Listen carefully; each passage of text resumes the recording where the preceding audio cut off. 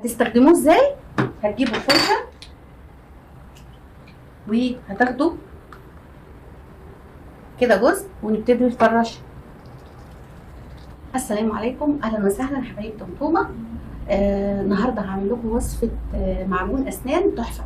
معجون اسنان باعشاب طبيعيه هيجلي اسنانكم، هيبيضها، هيعالج اللثه، هيمنع التسوس ويحوش السوس ويحوش طبقه الجير اللي بتبقى على الاسنان، يعني من كله. والى جانب ان هو مسكن وفعال كمان لالام اللثه، وهينفع قوي قوي للاطفال كمان الصغيرين. اول حاجه احنا هنعوزها في المعجون بتاعنا النهارده. هنبدا الوصفه ان شاء الله، بس قبل ما نبدا انا فاطمه خليل ودي قناتي قناه ماما طمطومه. يا ريت اللي مشتركش يشترك ويفعل الجرس عشان يوصل له كل جديد ويستفيد من الوصفات. واهلا وسهلا بيكم.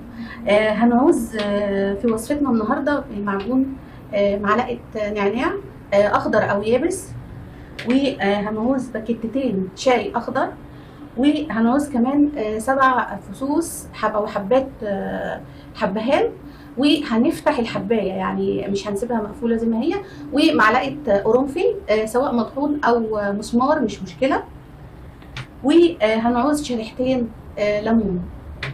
هنبدا بقى وصفتنا، يلا بينا. هنجيب كده حله او حاجه تتحط على البوتاجاز، وهنعوز كوبايه ميه. هنحط النعناع بتاعنا، وهنحط الحبهان والقرنفل، وهنفضي كمان باكيتتين الشاي الاخضر. طبعا انا بفضيهم عشان اخد كل الفايده اللي فيهم اكتر. المعجون ده هيقضي على ريحه كمان الفم الكريهه، خاصه الصبح لما بنقوم من النوم.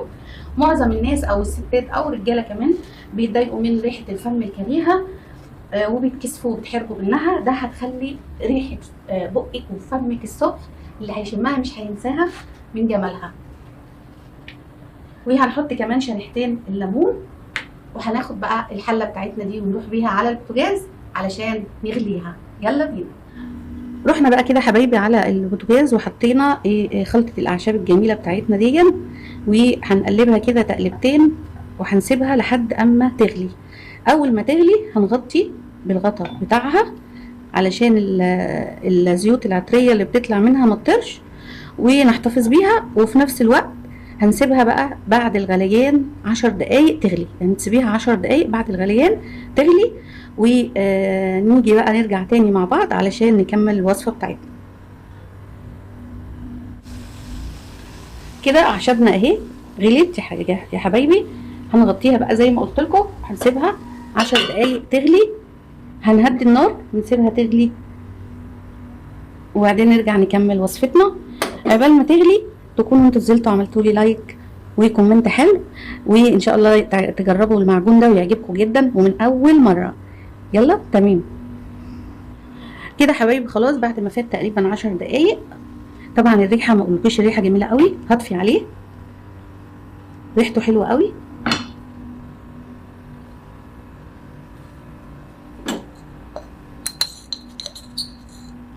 هزود عليه معلقه نسكافيه او معلقه بن، اللي عندك عادي حطيه. طبعا معروف ان البن اصلا مطهر ومضاد للاكسده. قلبه كده. الاعشاب كلها اللي احنا حاطينها دي يعني رهيبه بالنسبه للاسنان، تحفه. مجرد كده ما البن يختلط بس هنروح، او نسكافيه، هنروح بقى مصفينه عشان نكمل الوصفه بتاعتنا. هنبتدي بقى بسم الله نصفي الخلطه بتاعتنا بالشكل ده.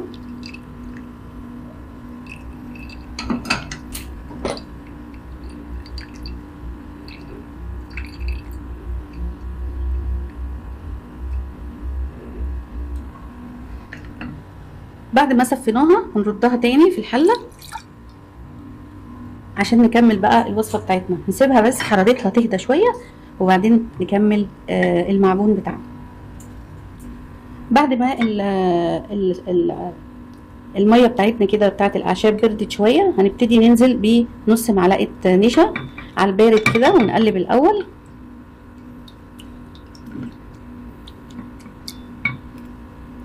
شويه شويه كده.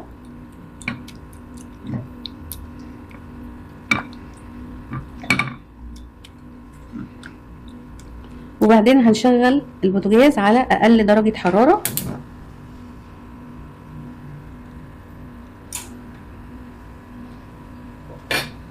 وهنبتدي نقلب في المعجون بتاعنا.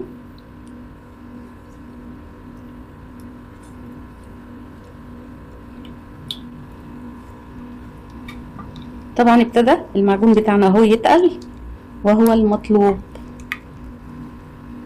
كده. خلاص اهو هطفي بقى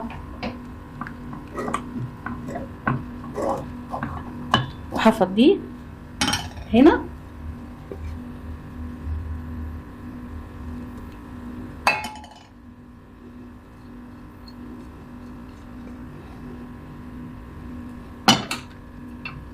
هسيبه بقى يبرد شوية، مش يبرد خالص يعني شوية بس، وبعدين نكمل وصفتنا.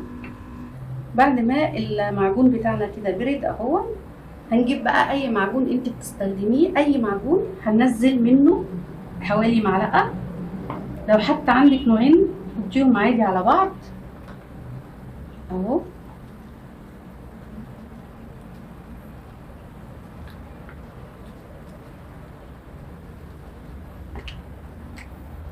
نزلنا حوالي معلقه كده كبيره، هنقلب المعجون بقى بتاعنا دون.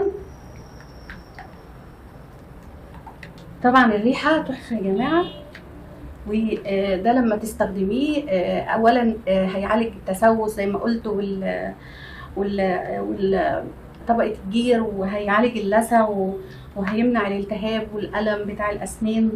هنقلب كده شويه بس عشان يمتزج كويس.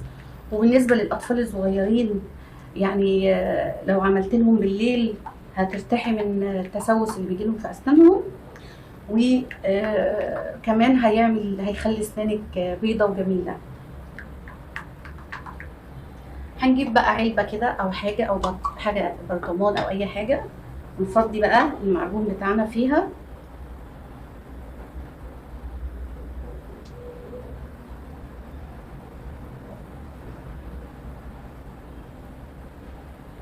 طبعا المعجون ده هتستخدميه مره الصبح مره بالليل، وبالاكتر بالليل يعني يا ريت، لان الصبح لما بتكوني قايمه بالنوم بتبقى ريحه الفم وكده كريهه، فبالليل افضل، لان الفضلات بتاعه الاكل بتبقى هي اللي عامله البكتيريا في الفم.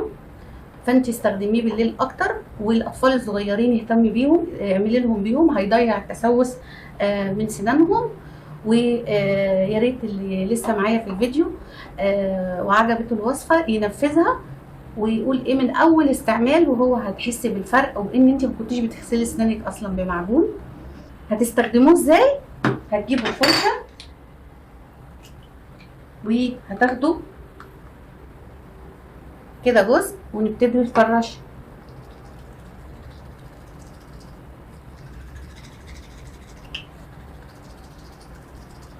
هروح اغسل اسناني واجيلكوا تاني.